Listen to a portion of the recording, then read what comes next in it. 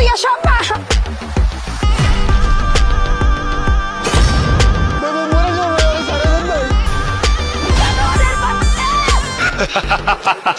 Aunty আমার তো দেশে থাকা হয় না, বেশিরভাগ সময় বিদেশ থাকি। দেশে বিদেশে মিলায় এত এত ব্যবসা, সব আমি একা দেখাশোনা করি, তো অনেক ব্যস্ত থাকি। তা বাবা, আমার মেয়েকে তো দেখলে, তোমার বাবা মাকে যদি নিয়ে আসতে, তাহলে আমরা উভয় পক্ষ বসে একটা শুভ দিনক্ষণ ঠিক করতাম। আরে আন্টি, শুভ দিনের কি আছে? সামনে যখন এমন কাচ্চির প্লেট, তখন কি আর ধৈর্য মানায়?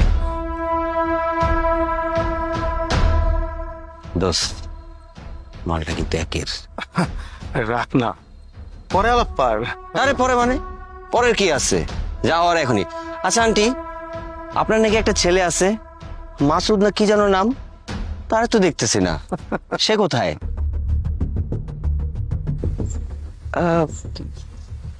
ও একটু বাইরে গেছে, আসবে। ও আচ্ছা আচ্ছা, শুনছি তার নাকি খুব পাওয়ার। তার পাওয়ারের ভয়ে আপনার মেয়ের বিয়েই হয় না। কই, আমরা তো আপনার মেয়ে দেখতে চলে আসলাম, পাত্রী আমাদের পছন্দও হয়েছে। সবকিছু যদি ঠিকঠাক থাকে, বিয়েটাও হবে। আলহামদুলিল্লাহ। বাবা, আমি একটু যাচ্ছি, উপরে যাচ্ছি আর কি। একটু তোমরা একটু মিষ্টি মুখ করো। মা, তুমি কি একটু আসবে আমার সাথে? না আন্টি, আপনি যান, আমি বরং এখানেই থাকি। আমি আবার গেলে বন্ধুটা আবার নার্ভাস হয়ে যায়। আমি এখানে থাকি। আন্টি আপনি নিশ্চিন্তে যান, আমরা নিজেদের মতো কথা বলি। ঠিক আছে,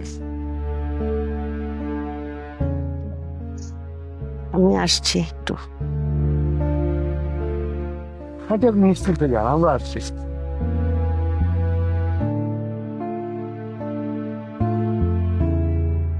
ভাবি, আপনি কিন্তু দেখতে খুব জোশ। হ্যাঁ,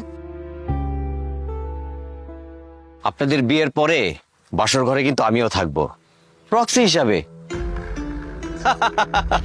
ভাবি কি ভয় পাইলেন নাকি? আরে আমি তো জোক করছি, আমি জোকিং। ও মজা করে বেশি, ওর কথা কিছু মনে করেন না। তুইও না, কি শুরু করছো? দাবড়া, আমার বড় তরে দিছি না, তোরটাও আমার লাগবো।